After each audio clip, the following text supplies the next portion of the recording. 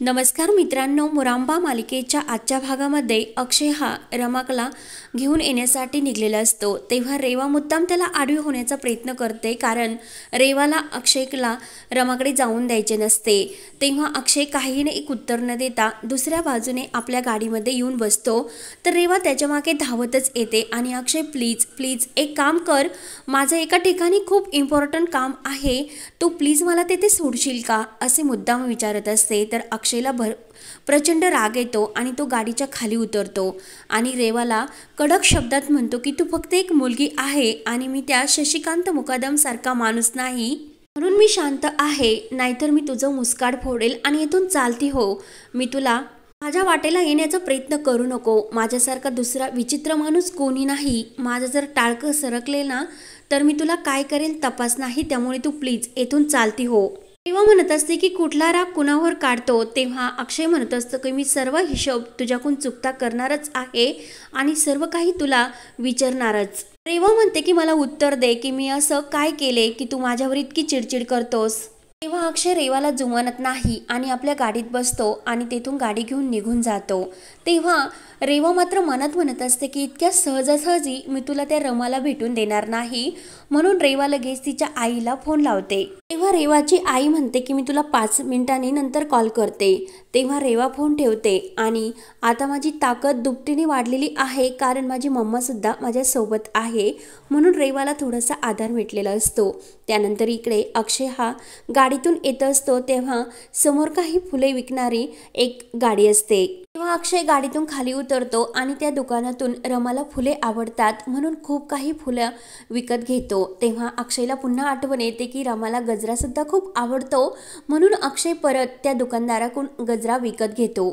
फुले घेऊन येत असताना अक्षयच्या मनात येते की रमाला फुले खूप आवडतात, माझा चेहरा बघून रमा मात्र खूप रागवेल, परंतु ही फुले बघून तिचा राग नक्की निघून जाईल। मात्र असं काय करावे लागेल की रमाचा पूर्ण राग निघून जाईल। तेव्हा अक्षयला समोर काही फुगे विकणारा माणूस दिसलेला असतो आणि त्याच वेळेस रमा आणि अक्षय जेव्हा बाहेर गेलेले असतात, तेव्हा रमाने खूप काही फुगे विकत घेतलेले असतात अक्षयचा राग घालवण्यासाठी। आणि त्यावेळी रमा म्हटलेली असते की तुमचा जो काही राग असेल तो या फुग्याबरोबर हवेमध्ये सोडून द्या, म्हणजे सर्व काही व्यवस्थित होईल। तेव्हा अक्षयला ते क्षण आठवतात आणि या फुग्यांपेक्षा दुसरं काही बेस्ट असू शकत नाही असा विचार करून तो खुश होऊन फुगे घ्यायला जायला निघतो। तेवढ्यात लगेच एक समोरून गाडी ही अक्षयला धक्का देऊन निघून जाते। अक्षय सॉरी बोलतो आणि परत ते फुगे विकत घ्यायला जातो। त्या फुगे विकणाऱ्याला अक्षय म्हणतो की एक नाही तर भरपूर फुगे द्या, कारण माझी बायको म्हणत असते की एक फुग्याबरोबर आपला राग जर सोडला हवेत उडताना तर सर्व राग निघून जातो, म्हणून भरपूर फुगे तो विकत घेतो। तेव्हा फुगे विकत घेतल्यानंतर अक्षयला रमा आल्याचा भास होतो। रमा म्हणत असते की काय हो, प्रत्येकाला सांगत बसतान की मी तुमच्यावर रागवलेली आहे का, तर अक्षय म्हणतो की तू एक फुगा हवेत सोडला म्हणजे तुझा 1 ग्रॅम राग हा नक्की कमी झाला असेल। रमा म्हणते की हो, पण अजून माझ्या मनामध्ये खूप काही ग्रॅम राग बाकी आहे। तेव्हा अक्षय म्हणतो की असे का, मग हा फुगा घे आणि परत हवेमध्ये सोड। तेव्हा रमा पुन्हा एक फुगा घेते आणि सोडते आणि अजून खूप काही राग आहे असे अक्षयला म्हणते। तर अक्षय म्हणतो की मी अजून बरेचसे फुगे विकत घेतो, पण मनातला राग मात्र काढून टाक, आपल्यामध्ये कुठलाही राग रुसवा काही नको, तू कितीही सांग, कितीही फुगे मी विकत घेतो, पण मात्र रागवू नको। तेव्हा तो फुगे विकणारा माणूस म्हणतो की साहेब हे तुमचे राहिलेले पैसे घ्या। तेव्हा अक्षय भानावर येतो। तेव्हा तो फुगे विकणारा विचारतो की तुम्ही नेमकं कुणाशी बोलता। तेव्हा अक्षय म्हणतो की अहो मी तुम्हाला बाय करतो, आणि ते परत दिलेले पैसे अक्षय परत त्या फुगेवाल्याला देतो आणि हे पैसे तुम्हालाच राहून द्या। त्यानंतर अक्षय हा खूप खुश होऊन हातामध्ये जी रमासाठी त्याने सोन्याची चेन घेतलेली असते तो त्याच्याकडे बघतच असतो आणि त्या फुलांकडे इतका खुश झालेला असतो, कारण रमाचा राग आता जाणार असतो असे त्याला वाटत असते। तेव्हा लगेच समोरून एक म्हणजे त्याच्या पाठीमागून गाडी येते, मात्र ती गाडी रेवाची असते आणि ती लगेच अक्षयला उडून देते आणि अक्षय लगेच खाली पडतो। आणि त्याच वेळेस रमा इकडे आपलं मणिमंगळसूत्राला कुंकू लावून आपल्या कपाळाला ती कुंकू लावत असते आणि त्याच वेळी तिच्या हातातून तो कुंकवाचा करंडा खाली पडतो आणि खूप मोठा असा धक्का तिला बसतो। कावेरी सुद्धा धावत येते आणि कावेरी म्हणते की अगं हा काय अपशकुन झाला। तेव्हा मात्र इकडे अक्षय खाली पडल्यानंतर त्याला रमाबाबतचे लग्नाबरोबरचे क्षण आठवतात आणि सर्वजण माणसे धावतच येतात आणि तो फुगेवाला सुद्धा धावत येतो आणि त्या गाडीवर ओरडण्याचा प्रयत्न करत असतो आणि साहेब असे जोराने ओरडतो। तेव्हा मात्र अक्षयला रमाचीच आठवण येत असते। त्यावर रमा आईला विचारते की हसे कुंकू सांडलेले चांगले नसते ना। तर लगेच कावेरी म्हणते की अगं हे चुकून सांडले, तू मनाला इतकं वाईट वाटून घेऊ नको म्हणून रमाला ती समजावते। तर कावेरी ती कुंकू भरवत असते तर रमा ही स्वतःचे मणिमंगळसूत्र हातामध्ये घेऊन मला भीती वाटते, सर्व काही नीट असेल ना असे म्हणते। कावेरी म्हणते की असे का विचारते, का म्हणतेस ग तू। तेव्हा रमा काही नाही आणि बाजूला निघून जाते। रमाला खूप टेन्शन येते आणि सर्व काही व्यवस्थित असेल ना असाच ती विचार करत असते आणि तिला भीती सुद्धा वाटत असते। त्यानंतर इकडे अक्षय फक्त पाय हलवत असतो आणि डोळे मात्र उघडे असतात। त्यानंतर इकडे रेवा पुढे येते आणि गाडी थांबवते आणि खरंच अक्षय मला असे नव्हते करायचे पण तू ते करण्यासाठी भाग पडतो। तू का त्या रमाला भेटण्यासाठी चालला होता आणि त्याला तर जास्त लागले नसेल ना म्हणून रेवाला सुद्धा थोडेसे टेन्शन येते। थोडं लागले तरी मी अक्षयला कायम आधार देईन म्हणून रेवाला जाम टेन्शन येते आणि तेवढ्यात तो फुगेवाला धावतच येतो आणि ओ काय केले मॅडम तुम्ही त्या माणसाला ठोकले। तेव्हा रेवा ही त्याला शांत राहण्यासाठी सांगून गाडी चालू करते आणि तेथून ती लगेच पळ काढते। तेव्हा तो माणूस विचार करतो की ते साहेब जिवंत तर असतील ना म्हणून धावतच परत अक्षयजवळ येतो आणि अक्षयच्या डोक्यातून खूप रक्त येत असते। इकडे रमा सुद्धा खूप रडत असते, तिला काहीतरी वेगळेच असे संकेत वाटून त्याची भीती वाटत असते। त्यानंतर इकडे सीमाच्या मोबाईलवर फोन येतो आणि अक्षयचा अपघात झाल्याचे तिला समजते। तेव्हा सीमाला खूप मोठा धक्का बसतो। आनंद धावतच येतो आणि तो फोन घेतो। तेव्हा आनंदला समजते, आनंदला सुद्धा धक्का बसलेल्यासारखा झालेला असतो। तेव्हा तो सीमाला आधार देतो आणि आपल्या अक्षयला काही होणार नाही असे समजावतो। त्यानंतर इकडे रमाला सुद्धा खूप टेन्शन आलेले असते आणि तिने चमच्यामध्ये दारामध्ये मीठ ठेवलेले असते।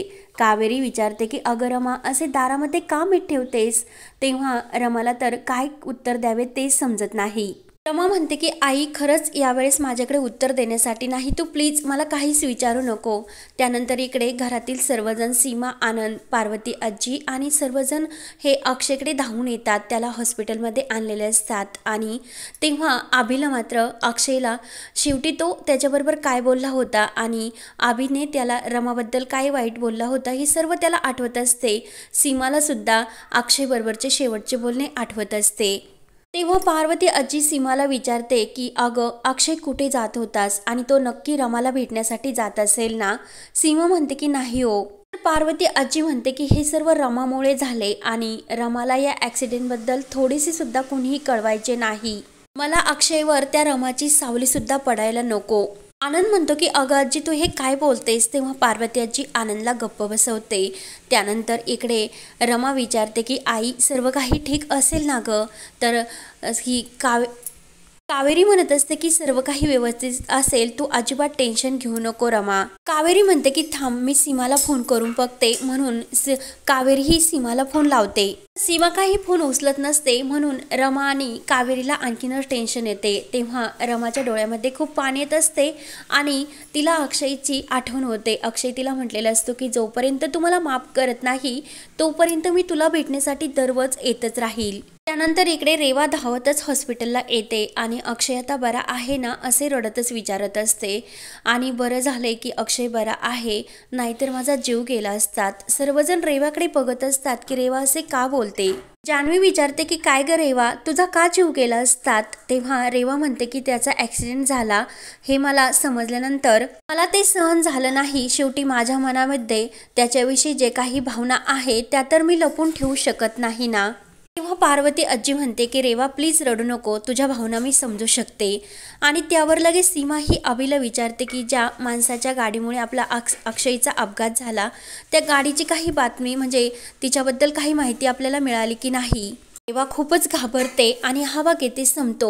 पुढील भागामध्ये कावेरी ही रमाला विचारत असते की मी सीमाला फोन लावून बघून सर्व काही व्यवस्थित आहे का विचारू का। रमा मात्र खूप रडत असते आणि तो मोबाईल घेऊन फेकून देते। मी किती वाट बघते इथे वेड्यासारखी, आणि ते तर इथे बसल्यानंतर काय म्हटले होते की मी जोपर्यंत तुम्हाला माफ करत नाही तोपर्यंत येथे येतच राहील, त्यांना माझी काळजी का समजत नाही। रमा खूपच ही रडतच भडकलेली असते। त्यानंतर ती पुन्हा अक्षयच्या आठवणीने कावेरीला विचारते की आई, मी एकदा फोन करून बघून यांना सर्व काही व्यवस्थित आहे का विचारू का। तेव्हा कावेरी म्हणत असते की अगं, आपल्याच माणसाला फोन करण्यासाठी विचार असे का वाटते। तेव्हा रमा लगेच अक्षयच्या काळजीने फोन लावते, तर रेवा ही अक्षय जवळ असते हॉस्पिटलमध्ये आणि ती अक्षयचा फोन घेते। तेव्हा रमा विचारते की तू त्यांचा फोन का उचललास। तेव्हा रेवा मुद्दाम खोटं बोलते की अगं, मी अक्षयच्या रूममध्ये आहे, मग तुझ्यापासून काय लपून ठेवायचे असे पुन्हा रेवा रमाला खोटे सांगते। तर रमाला आणखीनच रडायला येते। रमा खूप रडत असते। तर आता पुढे काय होणार हे पाहण्यासाठी चॅनलला नक्की सबस्क्राईब करत राहा। धन्यवाद।